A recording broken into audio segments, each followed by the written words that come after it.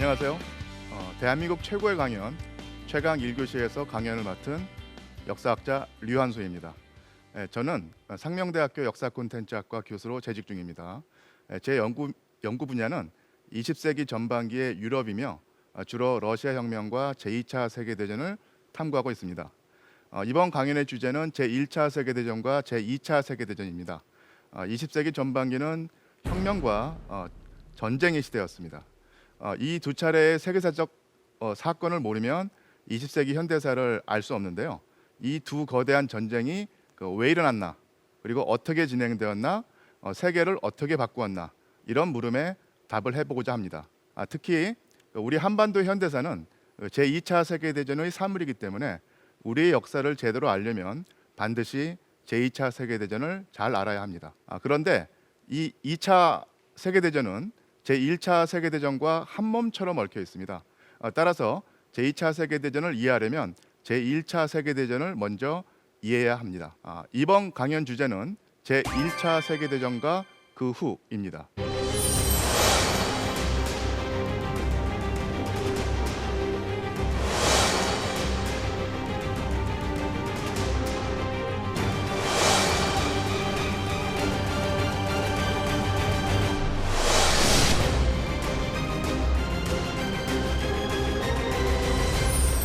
1901년에 나온 미국에서 나온 포스터 한 장을 보고 있는데요. 새로운 세기의 새벽이란 제목입니다. 그리고 그 가운데에는 20세기를 상징하는 여신이 있고요.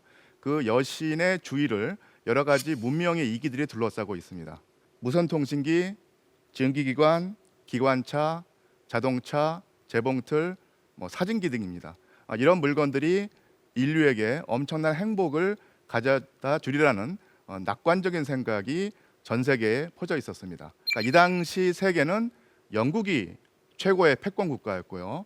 그리고 영국과 함께 프랑스가 함께 세계를 양분하고 식민지를 가지고 있었습니다. 1830년대에 그 프랑스의 어떤 문필가였던 토크빌이라고 하는 사람이 앞으로 100년 안에 세계는 미국이라고 하는 거인과 러시아라는 거인이 세계를 양분해서 다스릴 것이다, 이런 주장을 했습니다. 하지만 20세기를 맞이했을 때 패권 국가는 역시 영국과 프랑스였죠. 그런데 이 패권에 도전하는 국가는 미국과 러시아가 아니라 독일이었습니다. 원래 1871년에 통일국가를 이룩한 독일이 엄청난 기세로 국력을 키웠고요. 그 국력은 고스란히 이 공업력에서 나타나게 됩니다. 지금 보이는 장면은 독일의 에센이라는 곳에 있는 공단인데요. 독일의 그 공업을 상징하는 크루프 기업이 가지고 있는 공장의 모습이었습니다. 그래서 21세기를 맞이할 때 독일은 유럽에서 영국을 제치고 최고의 공업 국가로 발돋움했습니다. 세계적인 차원에서 보자면 미국이 최고의 산업 국가였고 그 다음이 바로 이제 독일이었죠. 이것은 독일에서 20세기 초에 있었던 해군을 키우자고 하는 어떤 캠페인의 선전 포스터인데요. 원래 전통적으로 영국은 해양 국가고 독일은 대륙 국가였습니다. 그래서 영국은 해군력을 키웠고 독일은 육군력을 키웠죠. 그런데 독일이 국력을 키우면서 바다까지 지배하자는 생각을 하고 엄청난 함대를 건설하기 시작합니다. 이런 움직임에 가장 큰 두려움을 느꼈던 나라가 바로 영국이었죠.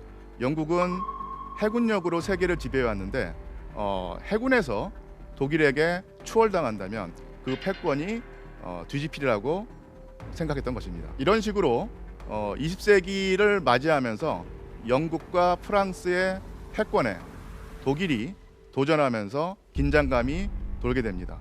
그래서 그 위기감을 느낀 영국은 원래 그 전까지는 영광스러운 고립이라고 해서 그 동맹국을 따로 두지 않고 영향력을 행사해 왔는데 독일이 자꾸 크면서 영국에게 도전하는 모습을 보이니까 위기감을 느끼고 프랑스를 동맹국으로 삼게 됩니다. 그리고 프랑스와 우호 관계에 있는 러시아까지도 우방으로 삼게 되죠. 그래서 한편에서 영국, 프랑스, 러시아라고 하는 진영이 형성되고 이에 맞서서 독일은 형제국가와 비슷한 오스트리아 제국을 끌어들이고 동방에 있는 튀르크 제국을 끌어들입니다.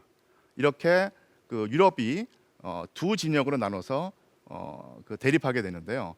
그런 상황에서 1914년에 큰 사건이 일어납니다. 오스트리아 제국 그 아래에 있는 세르비아라고 하는 국가에서 이 세르비아 민족주의자 청년들이 오스트리아 제국의 재위 계승 후보자인 페르디난트 대공을 암살하게 됩니다. 이름으로써 오스트리아와 세르비아 사이에 긴장 관계가 조성이 되고 그 갈등 관계가 생기는데 이 세르비아의 후견인 국가가 바로 러시아였습니다.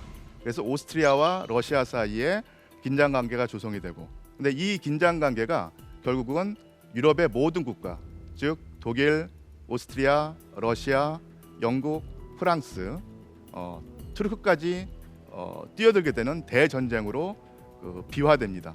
그것이 바로 제1차 세계대전이죠. 그런데 우리가 보통 그 전쟁이 일어나면, 그것도 엄청나게 큰 전쟁이 일어나면은 사람들이 공포에 질렸을 거라고 생각을 하는데, 실제로 1914년에 제1차 세계대전이 터졌을 때 모든 교정국에는 환호와 그 환영의 분위기가 있었습니다. 지금 이 사진은 영국 런던 트라팔가 광장의 광경입니다. 여기 모인 사람들이 무슨 축제를 벌이거나 아니면 성탄절 모임을 가지는 것이 아니라 바로 전쟁이 일어났다고 기뻐하면서 축하하는 장면입니다.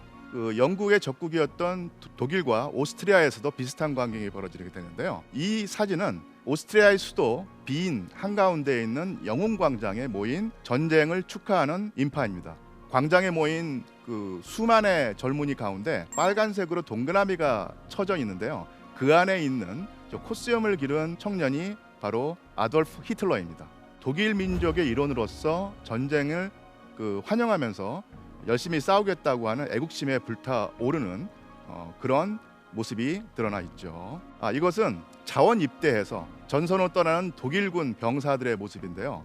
어떤 겁에 질린 표정이 아니라 다 축제나 소풍 가는 듯한 즐거운 분위기죠. 그리고 열차의 겉면에 낙서가 쓰여져 있는데, 이것은 우리말로 번역을 해보면 뮌헨에서 메스를 거쳐서 파리로 가자, 이런 얘기입니다.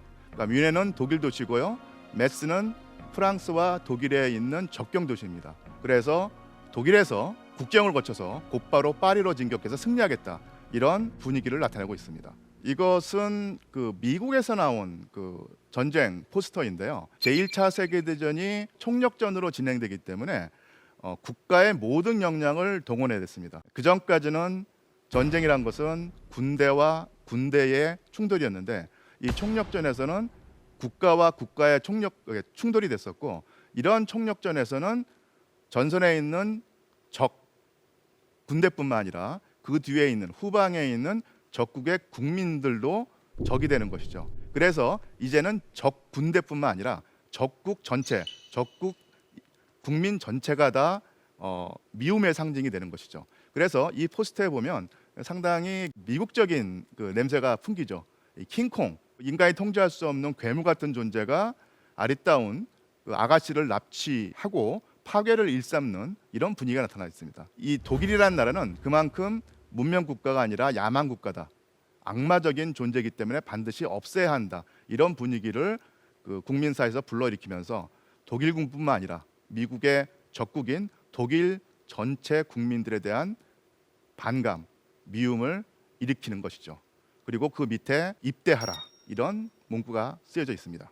영국, 프랑스, 러시아, 그리고 독일, 오스트리아, 이런 나라들이 격돌을 하게 되는데, 그 격돌의 현장입니다. 원래는 나무가 울창한 숲이었어요. 그런데 비약적으로 발전한 테크놀로지, 즉 대포의 성능이 엄청나게 발달하고, 그 대포가 천문학적인 규모로 동원되면서 엄청난 포격이 가해졌기 때문에 저 숲이 저렇게 황량한 곳으로 바뀌었다는 얘기죠. 나무 줄기만 남았습니다. 이런 전쟁터를 돌아다니면서 싸워야 했던 것이 바로 유럽의 젊은이들이었습니다. 유럽의 병사들은 약 4년간 제1차 세계대전의 대전투에 투입돼 극심한 인명피해를 입었는데요. 1916년 2월 베르댕 전투에 참전한 독일군의 경우 약 4개월간 총 200만여 명 중 약 100만 명의 사상자가 발생했으며 같은 해 벌어진 솜 전투에서는 전투 첫날 영국군 약 6만 명 중 2만여 명이 목숨을 잃었습니다. 독일군 180만여 명, 프랑스군 160만여 명, 오스트리아 헝가리군 120만여 명 등 제1차 세계대전은 총 900만여 명에 달하는 유럽 청년들의 생명을 앗아갔는데요.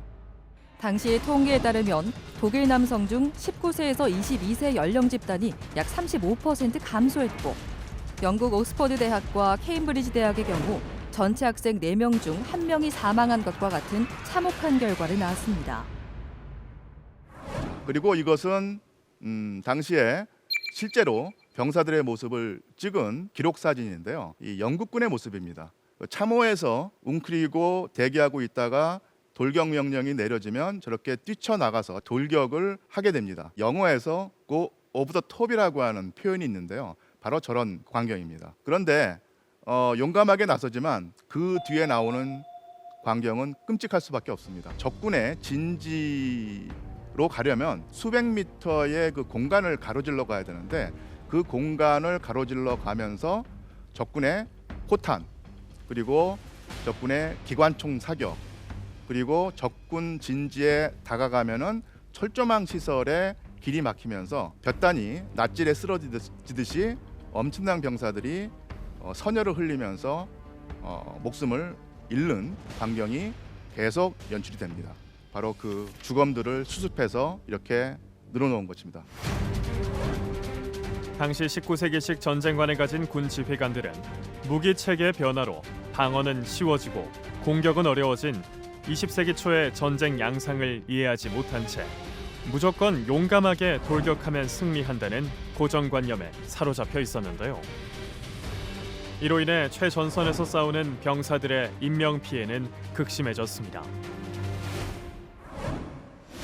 주로 무인지대에서 벌어지는 대포와 기관총 사격, 독가스 살포 등의 공격으로 천문학적 규모의 희생자가 발생했는데요.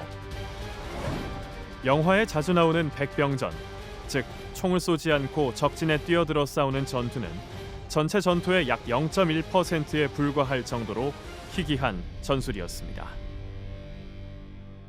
이 그 병사들은 그 프랑스군 병사의 모습인데요. 참호 생활을 하면서 얼마나 고통스럽게 지내고 있는가를 보여줍니다. 사실 이 병사들은 처음에 1914년 8월에 제1차 세계대전이 시작되었을 때는 아주 기쁜 마음으로 그리고 그 전쟁을 즐기는 심정으로 그 전투에 임했습니다. 그 이유는 이 전쟁이 몇 년 동안 진행되는 전쟁이 아니라 상당히 그 단기간에 끝나는 전쟁이라고 생각하기 때문이에요.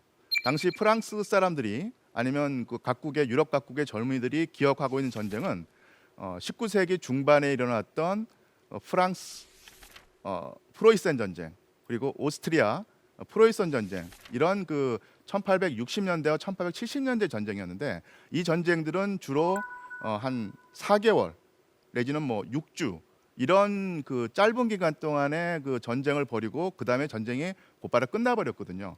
그러니까 이런 그 과거의 그 전쟁을 기억하면서 내가 맞이하고 있는 전쟁도 마찬가지로 단기전으로 끝날 것이다 생각을 했던 얘기죠. 그래서 1914년 8월에 전쟁에 참여한 뒤 9월, 10월, 11월, 12월 이렇게 한 넉 달 정도 싸운 다음에 크리스마스 직전에 승리를 거두고 고향에 자랑스럽게 훈장을 달고 돌아가겠다. 그리고 동네 사람들과 가족에게 나의 무용담을 들려주겠다. 이런 생각을 하고 전쟁에 임했던 것입니다. 그러니까 바로 그 열차에 탄 젊은이들처럼 아주 밝은 모습, 웃고 있는 모습이 나타났던 것이죠. 그런데 전쟁은 완전히 예상을 깨고 넉 달이 아니라 그 뒤로 4해 동안, 4년 동안 진행이 됩니다. 그리고 그 4해 동안의 기간 동안 엄청난 인명을 앗아가는 대전투가 끊이지 않고 벌어졌던 것이죠. 그런 식의 대전투를 겪으면서 이 병사들은 참호에서 극도로 고통스러운 생활을 하게 됩니다. 그 고생의 표정이 이 병사들의 얼굴에 역력히 드러나 있죠. 우리나라의 그 군대에서는 이 부대를 편성할 때 고향이라든지 아니면은 뭐 이런 거 상관하지 않고 섞어서 그 부대를 편성하지 않습니까? 그런데 이 당시는 그 부대를 편성하는 그 원칙이 같은 고향 젊은이들을 같은 부대에 배치한다였습니다. 그래서 영국의 경우를 한번 예를 들자면요, 요크셔 지방의 젊은이들이 참전했을 경우에 그 요크셔 지방의 젊은이들로만 따로 부대를 만드는 것이죠. 예를 들면 요크셔 연대 아니면 뭐 버크셔 연대 이런 식으로 그 부대를 만듭니다. 그래서 솜 전투 첫날 그 영국군이 그 독일군을 상대로 그 공격을 가했을 때 그 부대가 그 투입되면 그 부대가 거의 전멸한다는 얘기죠. 그러면 일주일 뒤에 어떤 일이 벌어지겠습니까? 그 지역에는 모든 집에 다 전사 통보서가 날아갑니다. 그러니까 우리말로 하자면 줄초상이 나는 것이죠.